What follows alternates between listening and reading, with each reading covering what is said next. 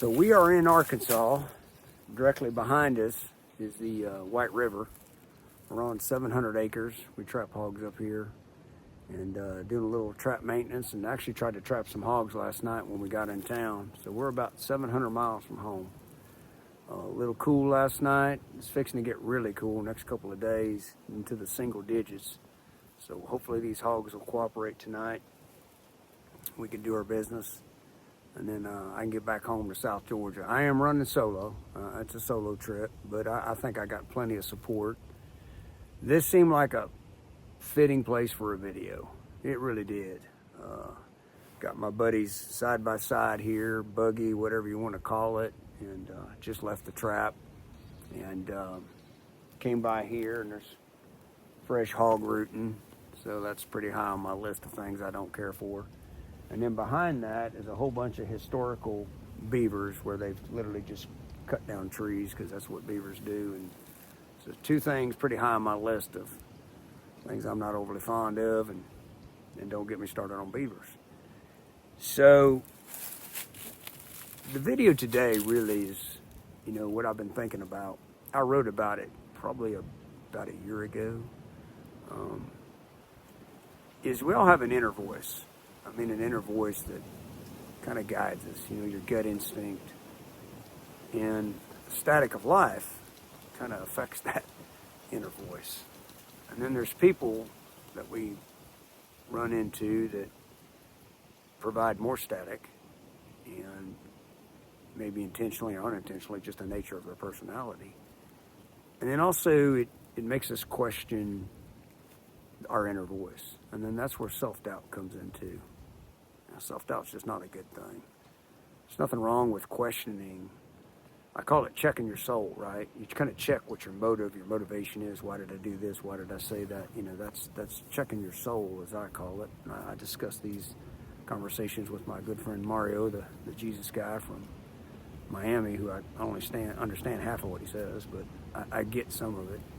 And we talk about checking your soul, what motivates you to do what you do.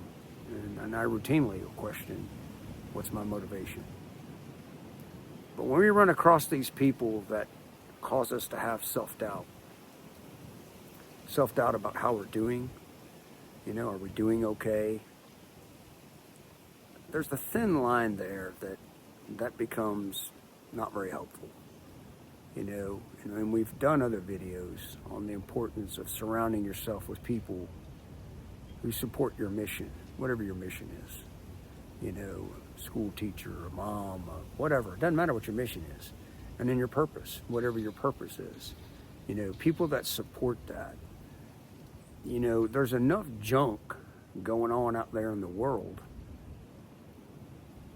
that just naturally happens that makes us question, our drive and our motivation.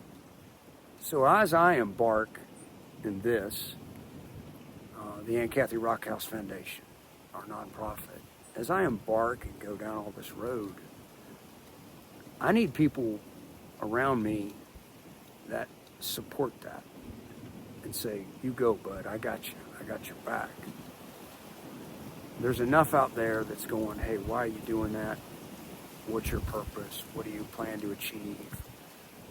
Why did you come up with an idea of autism, embracing autism?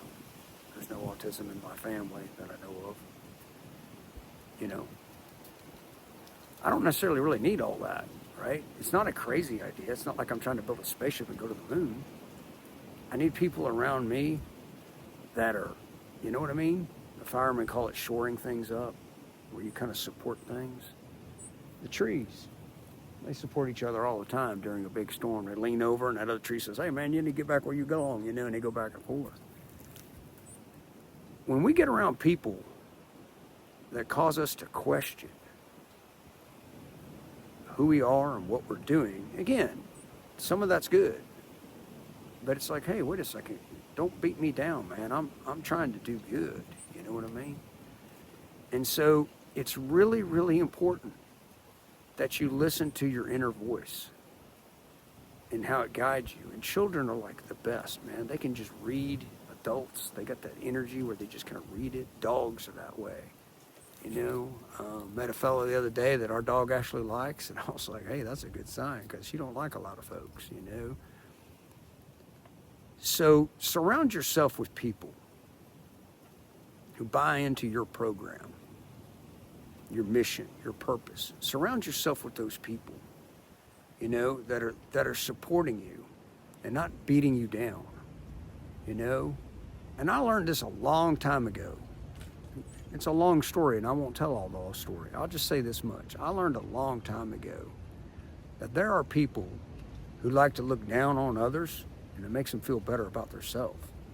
And we don't need to be around people like that. It's just not healthy.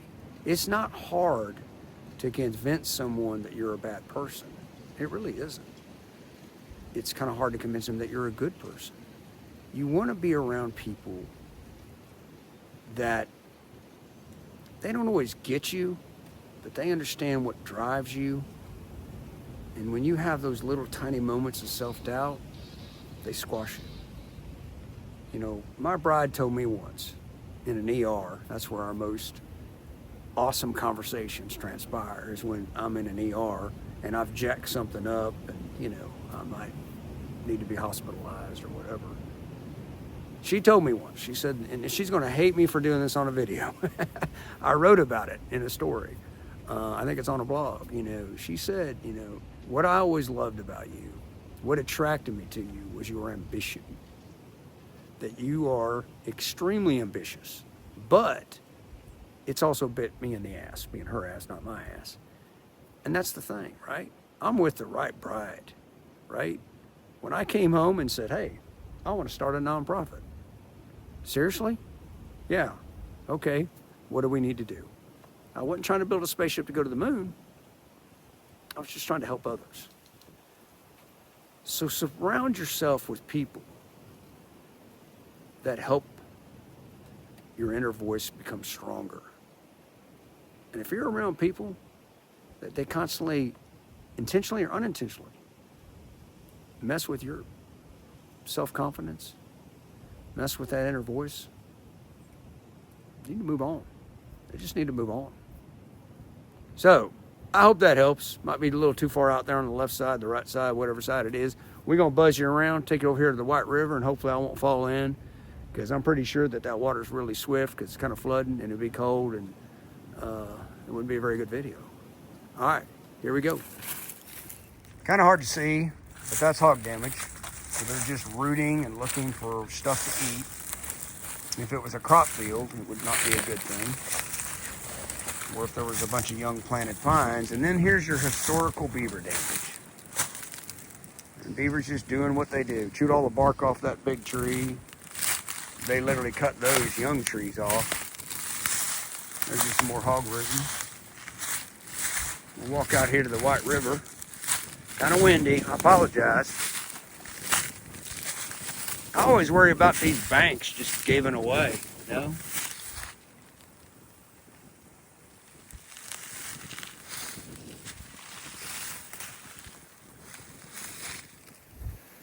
So who am I today?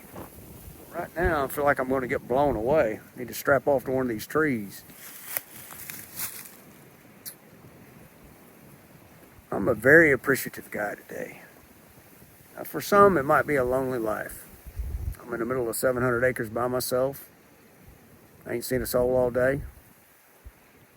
But I'm not alone. I'm just not. I hear that water splashing. Thinking about a lot of folks. Some are here, some are gone. And I'm just very appreciative to be here. I'm also thinking really hard about going home because I don't like cold weather. So that being said, surround your people, surround yourself with people that support your soul.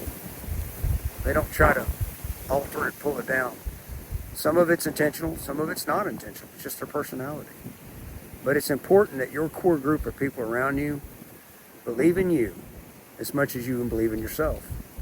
And with that being said, time for me to get away from this bank and get on with it. So y'all have a great day.